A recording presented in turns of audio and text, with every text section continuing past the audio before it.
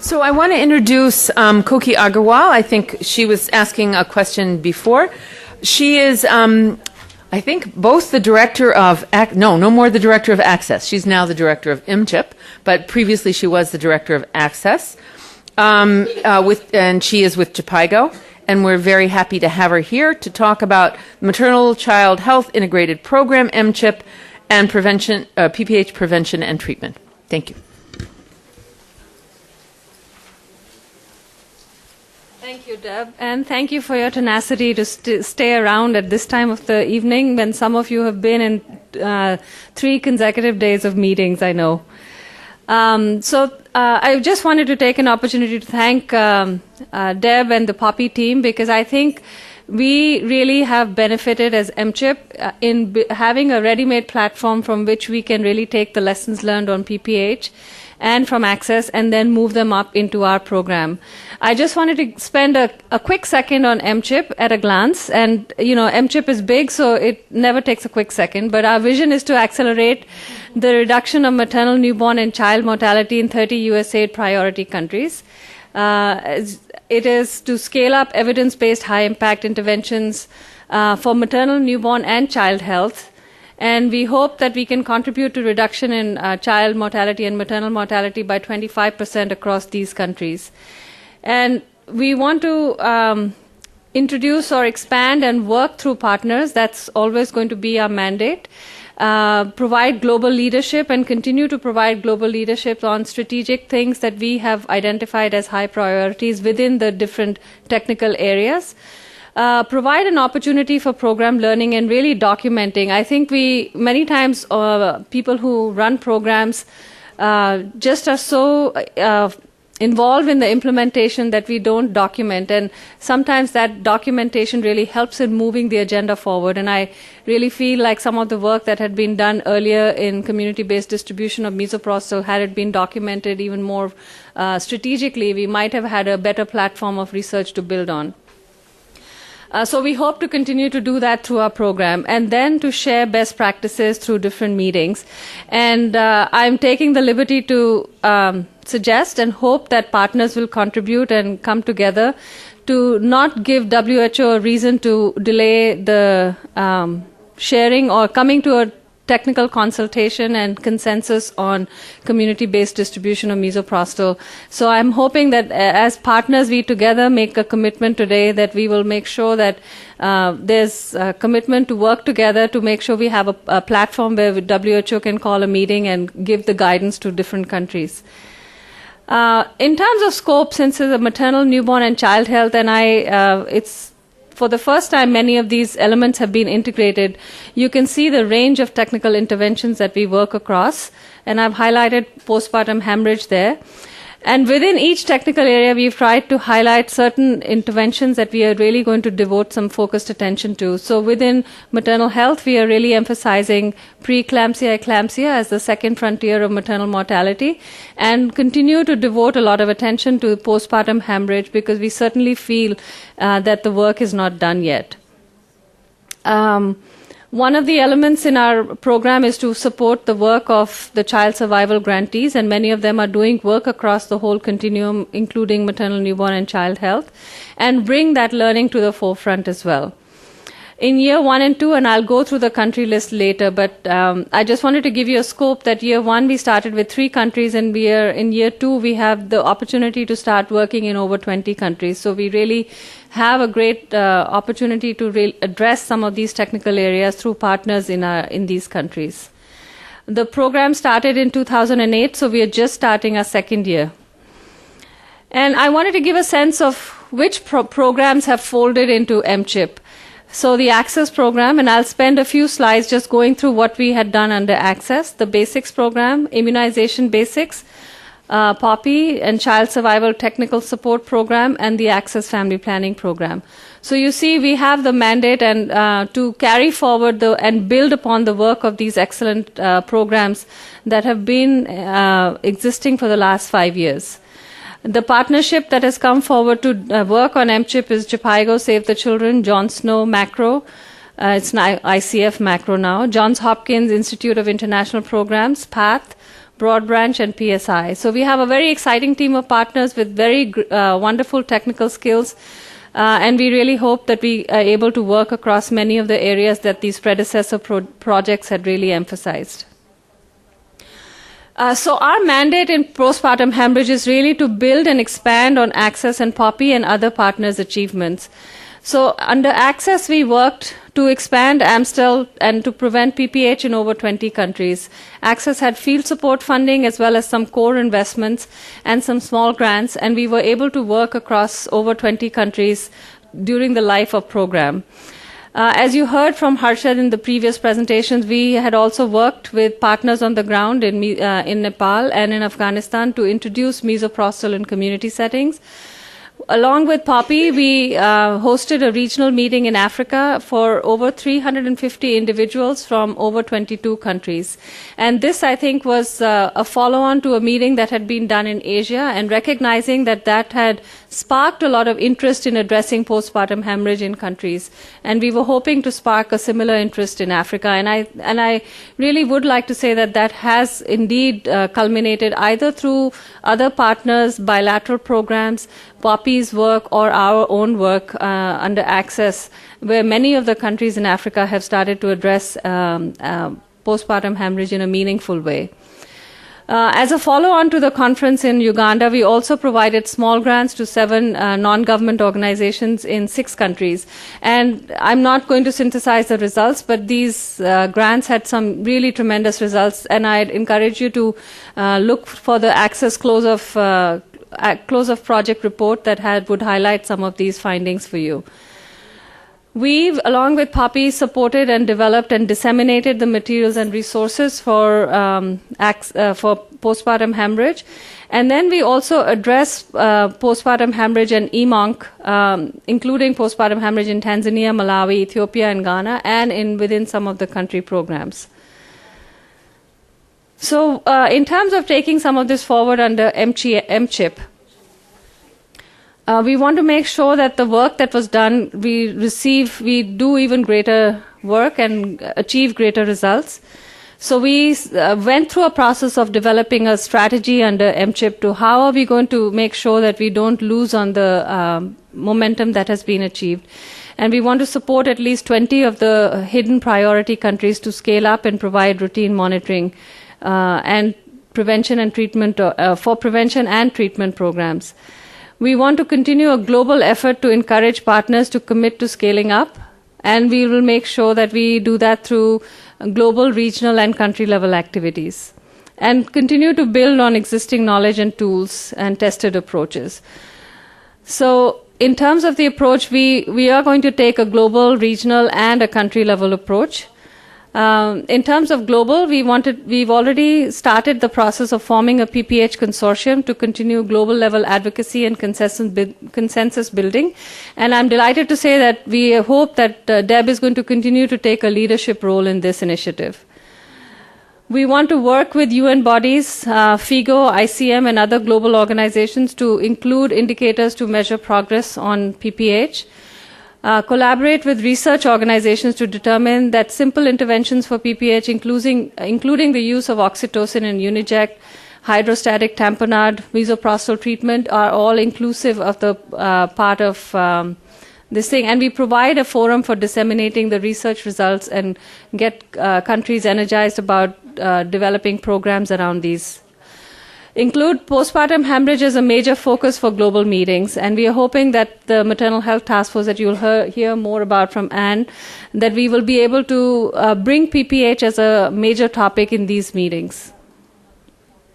At the regional level, again, working with regional organizations, with Africa 2010, we hope to continue to build on these efforts that have been done, and you heard from Doyin earlier. We also thought that it might be helpful to set up a regional collaborative or a network similar to some of the work that we did in Asia by bringing together bilateral partners and the USAID counterparts and multiple government counterparts to work together on postpartum hemorrhage. At the country level, one of the elements that we are using is a quality of care survey to build upon the kind of work that POPPHI did in showing the impact of the POPPHI survey.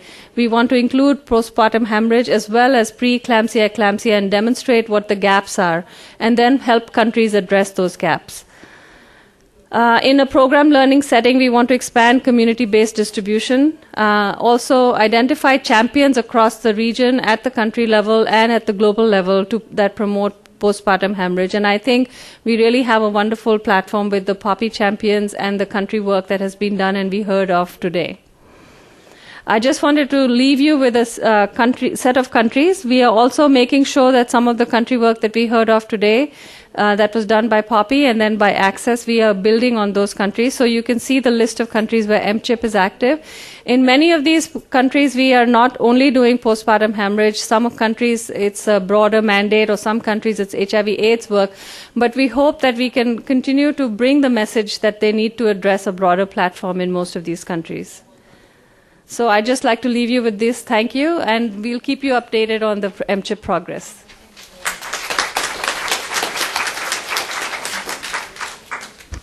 Okay, our next speaker is stranger to me, but this is Cindy Stanton. She is currently an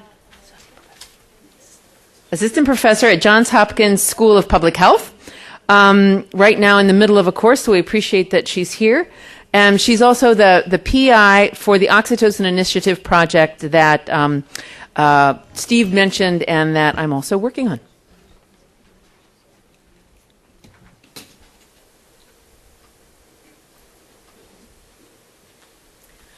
Good afternoon, and thanks very much, everyone, for your continued attention. I know it's been a very long day. I'll be talking to you today about the Oxytocin Initiative, which is a new initiative that's being carried out at PATH with much appreciated funding from the Bill and Melinda Gates Foundation. And as Deb said, I'm from Hopkins, and I'll be working with a team from Hopkins along with Sydney Spangler, who's here, and Alyssa Koski was here, also with Luke Mullaney, who's done a lot of community-based trials, as a technical partner for the research component of the project. We have two key objectives. The first is to develop a landscape review report covering the use of uterotonics at or around birth.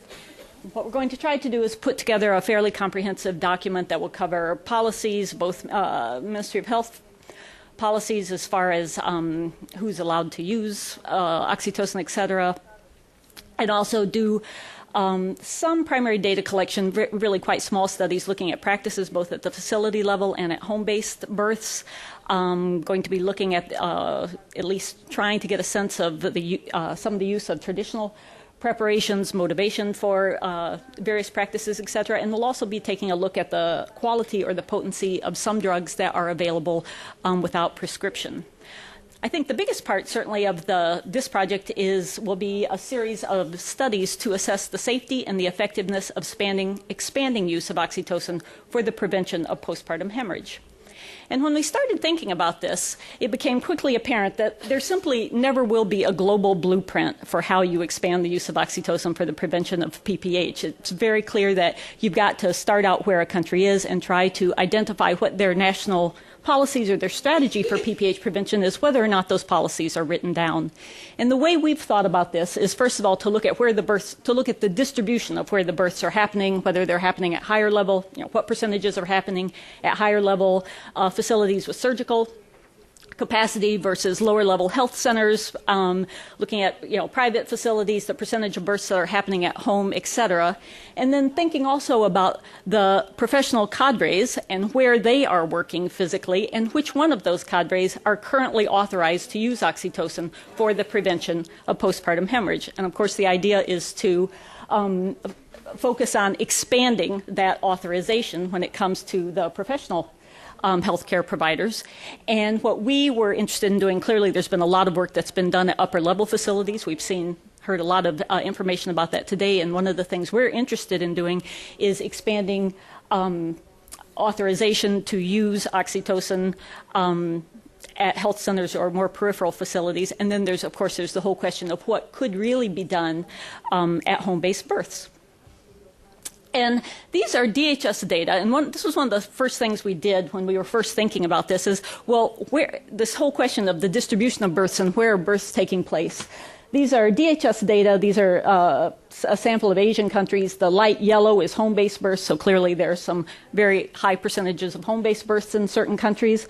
But what we tried to do, and I can't guarantee that this chart is correct, what we tried to do was, using DHS data, parse out what's a peripheral facility? What is a health center? What's a low-level facility? And we're still working on finding better ways to use DHS to do this. But I think if there are errors in this, and it's the low-level facilities, it's the kind of butterscotch color there. If there are errors in here, I think we've erred on the conservative side, because basically we called higher-level facilities anything that got called hospital. And so if anything, we've probably mixed some higher level in with the lower level. But the first thing that struck us was, you don't see many births happening at that health center level, according to these data, if they're correct. And the same thing in a group of sub-Saharan African countries. You see quite a bit in DRC. But overall, if you really want to have impact, you want to go where there are a lot of births. And we're not so sure. We're trying to work with HMIS data in some countries as well to get a better sense of how many births are actually happening at that level. The conclusion that we've come to is, even if the percentage isn't that high, it is very, very likely that you have a higher percentage of poor women who are attending these lower level facilities. So even if the percentage is not that high, we've still come to the conclusion that it's an important, if you want to expand, this is an important area to do it in. So objective number one is to assess the safety and the effectiveness of expanding the use of oxytocin for the prevention of PPH. And I just want to walk you through some of the definitions of how we've decided to define some of these keywords in our research question. As far as safety, the way we're defining that is, it is the appropriate timing of the administration of oxytocin, i.e. within 1 minute of delivery of the baby, because the concern has always been that if you get oxytocin, we'll be talking about oxytocin in Uniject, but if you get it out to lower level healthcare cadre who aren't going to have the same level of supervision that they might perhaps have in a higher level facility, et cetera, or even if you do it in the community, that the oxytocin would be used for induction and augmentation. And so one of the ways that we will be defining safety is the oxytocin given with the appropriate timing. The other way we will define safety is to look at adverse maternal and fetal outcomes among those where we've been able to document that the timing was incorrect. And we've got a number of different indications that we would, a number of different indicators that we would look at for that.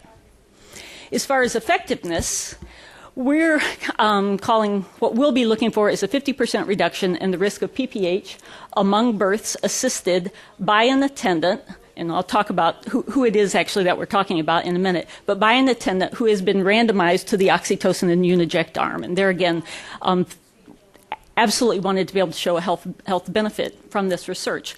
But equally important is we want to document the extent to which one can actually succeed in getting the intervention delivered. We are absolutely not out to do an efficacy trial to show whether or not oxytocin works. What we want to do is to see if we can get oxytocin to someone administered correctly as part of this study. So basically, it's very much about assessing a mode of service delivery. Thus far, we will be working in 2 sites. The plan is to conduct a randomized community-based trial in Kintampo, Ghana, with our colleagues at the Kintampo Health Research Center. And if you've never been there, it's a phenomenally impressive demographic surveillance site in Ghana.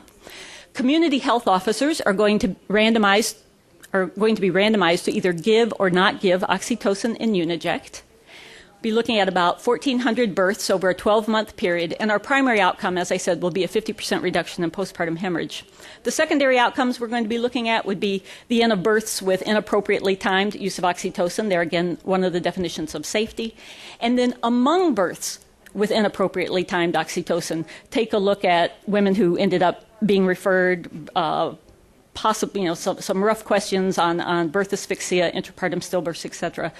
And this is a long story which I can't go into too much. We were really hoping to be able to do more in the area of looking at maternal and fetal outcomes. But once you get into home-based births and you're relying on self-report for the woman, these bad outcomes happen for a lot of reasons other than the possibility of inappropriately timed oxytocin. So we never thought that we would actually be able to, it would be a real leap to think that we would be able to show some kind of causal relationship. So the primary outcome is a reduction in postpartum hemorrhage, and where we document inappropriately timed use of oxytocin, we will look at and make sure certainly that these outcomes are documented.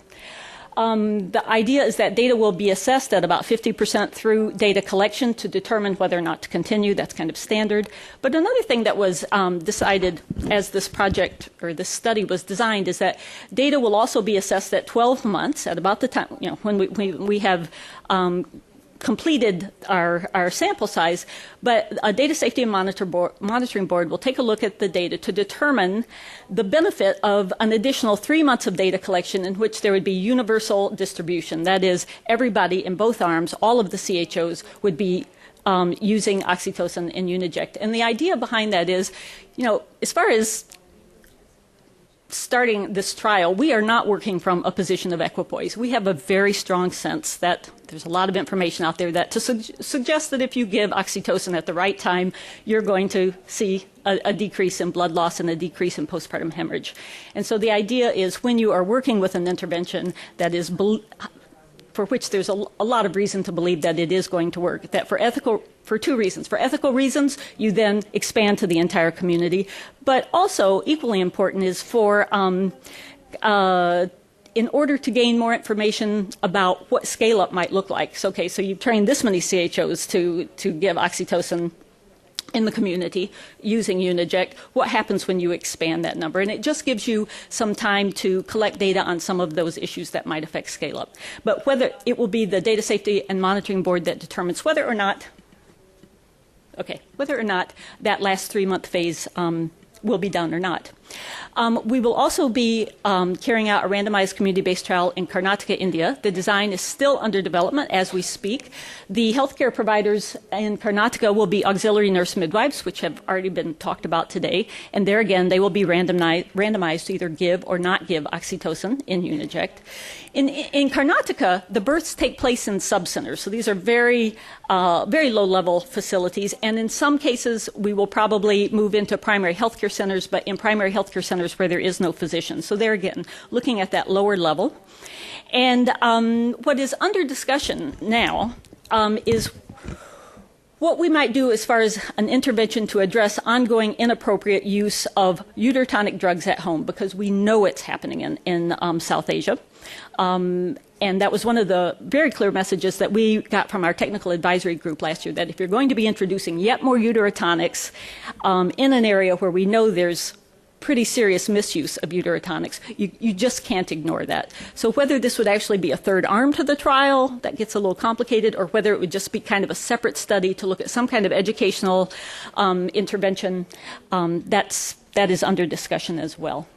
And I believe that's it. Less than 2 minutes, Cindy. Okay. And so, again, we're really happy that we have with us today Anne Blank. She is the director of the Maternal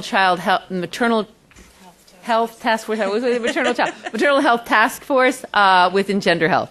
Thanks so much for coming. Success? Try again. I think she got it to work. I don't know. It worked back there. Can you use the computer? It worked on their computer back there. Okay. So. It's still not coming up. Can he show it from there? Can he come up here? Can he give us another computer? And interpret his hands. Is he here? Why don't you put the thumb drive and go from there? Can she just No, I am going off the thumb drive. Oh, then it's the computer. Wouldn't you know, the very last one. I know. I can do it without it, but Huh? You can. I could. It's not doing anything. Okay, the expert has come. So I'll go from here down.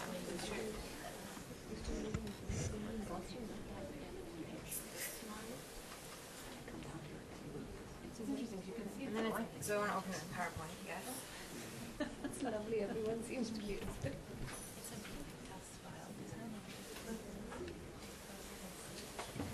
Is it open back there? I mean, no problem. Word. Word. That one?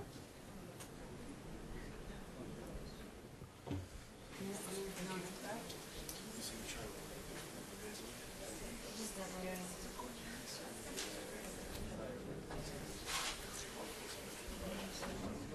Did you do it with a different version? With the X, with the X. Let's see if they see. Let's say, expand the name, please. It's a name? PPS. That? PPS. I mean, it should, and this is like a really advanced version of work. Maybe you're just behind. Maybe that could be it. Huh.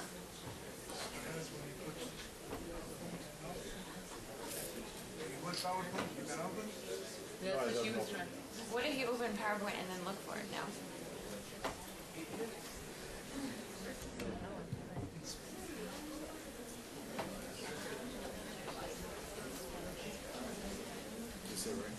Wouldn't you know?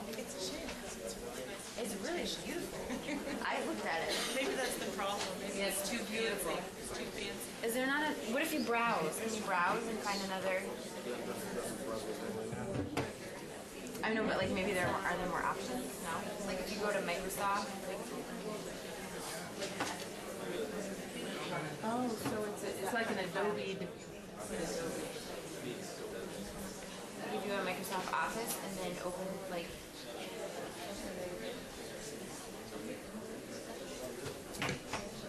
Technology.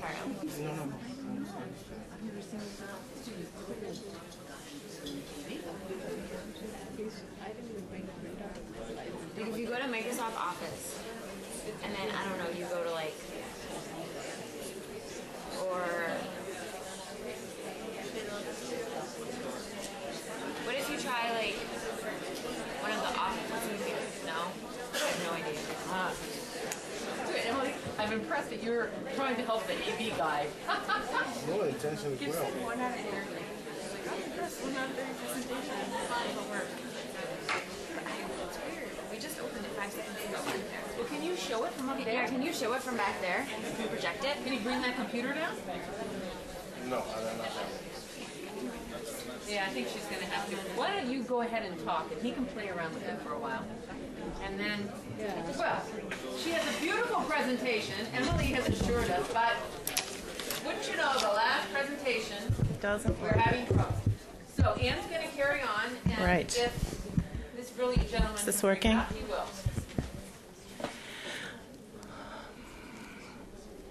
What'd you say? Okay. Well, this has never happened to me before, but I'm going to give it a shot. The Maternal Health Task Force was born just about a year ago.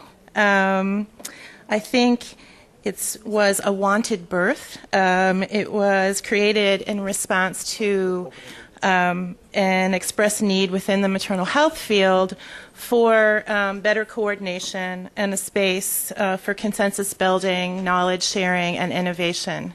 We are a 3-year initiative funded by the Bill and Melinda Gates Foundation. We have $11 million to spend over 3 years. The Maternal Health Task Force has a mandate to coordinate, collaborate, catalyze, and communicate within the maternal health field in three main areas: research and evidence, programs and evaluation, and policy and advocacy. We have 4 objectives. The first objective is to provide a a space for dialogue and consensus building within the maternal health field. The second is to identify critical areas of debate and gaps in knowledge and try to fill those. The third is to stimulate new thinking and approaches. And the fourth is to compile, develop, and support the development of new instruments. I see my presentation over here, so. But I don't know if he's going to be able to get, there we go. Okay. All right. Okay, got it. Okay, so I'll just flip through the slides that I've already done.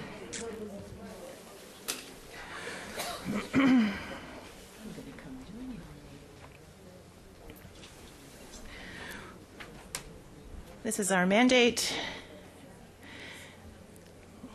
These are our objectives.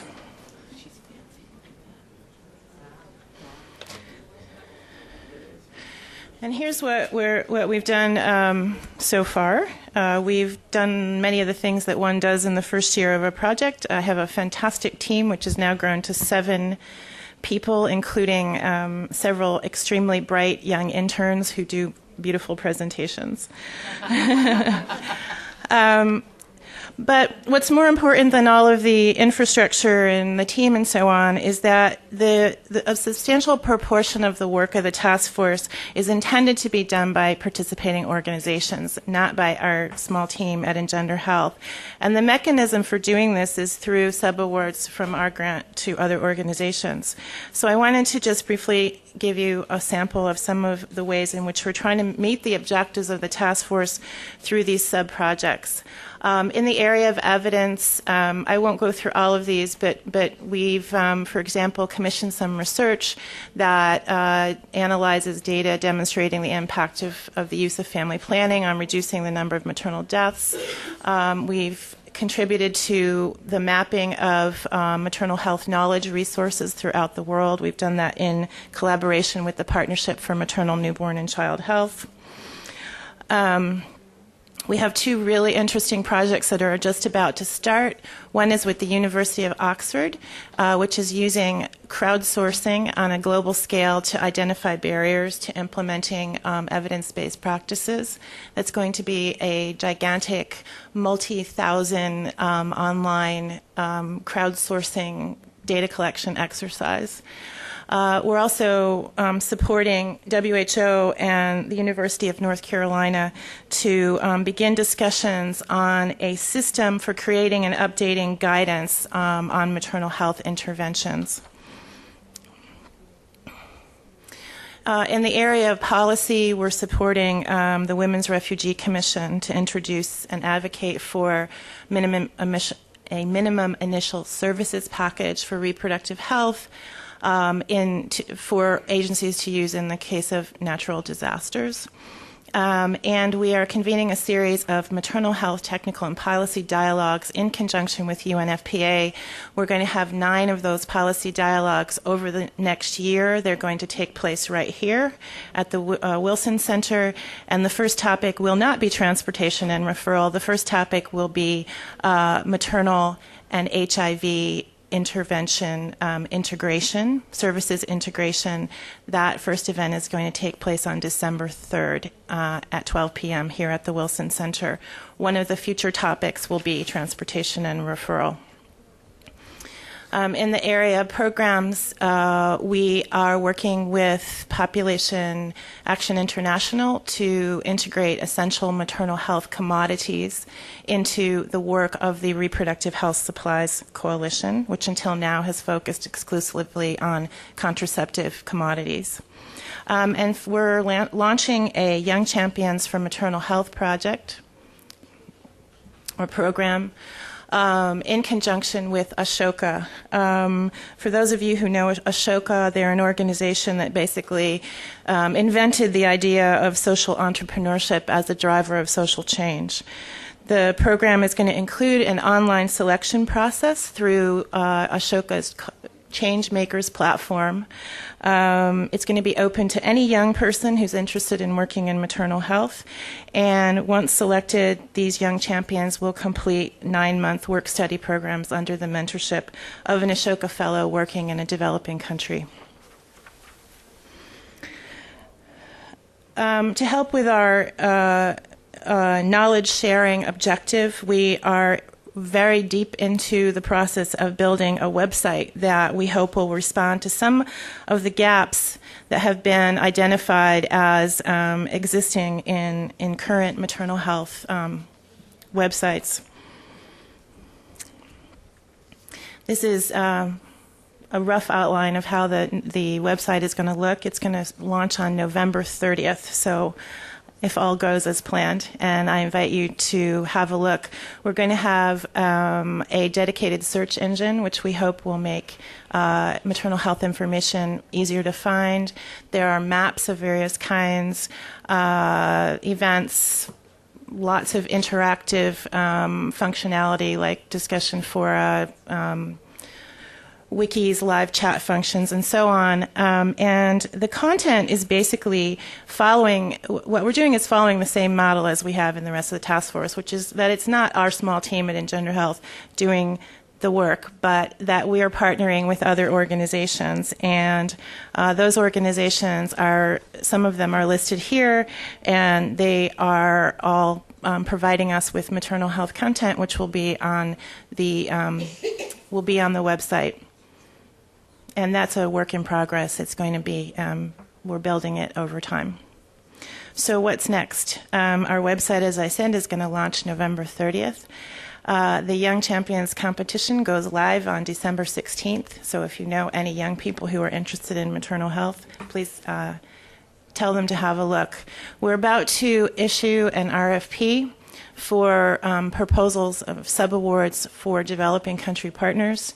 And finally, as Koki mentioned, we are organizing the first annual maternal health conference, which is going to take place in India in late August, early September 2010.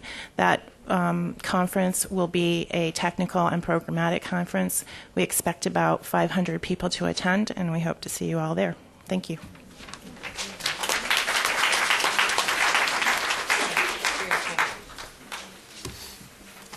And with that, thanks to all the participants. And I think with that, Mary Ellen, it's time for a wrap-up so that we can get off to the reception. I think, you want to stay put? No, we can go. Yeah. Look at all the people still here. This is an amazing partnership, and I am re-energized as I am every time I come into this forum here with all of the partners who come together. The job isn't over. Women are still dying of postpartum hemorrhage. We have found, as we're using the evidence that was already available as we started this effort, and getting on with it, as they say, that we continue to learn more and need to learn more.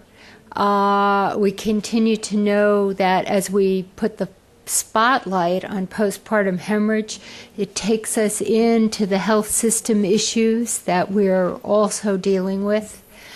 And I can say for the future, since the job isn't over, that we, with USAID, hope to continue to work with all of you to continue to implement, to try to even ratchet this up further to save lives quickly.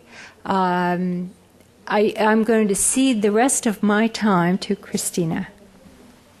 Thanks, Mary Ellen.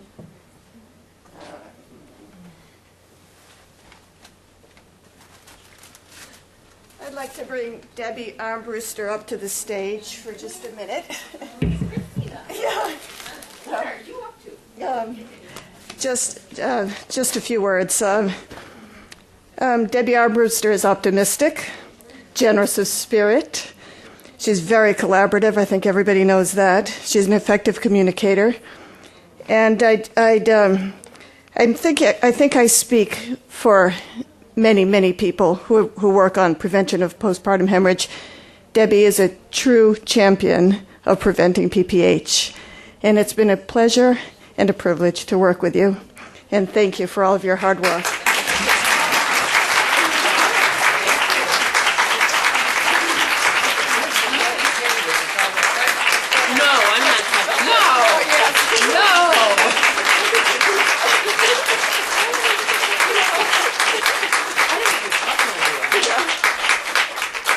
All right, I'm going to let her off the hook. Let me invite all of you to come have a cocktail with us. There, that's much better.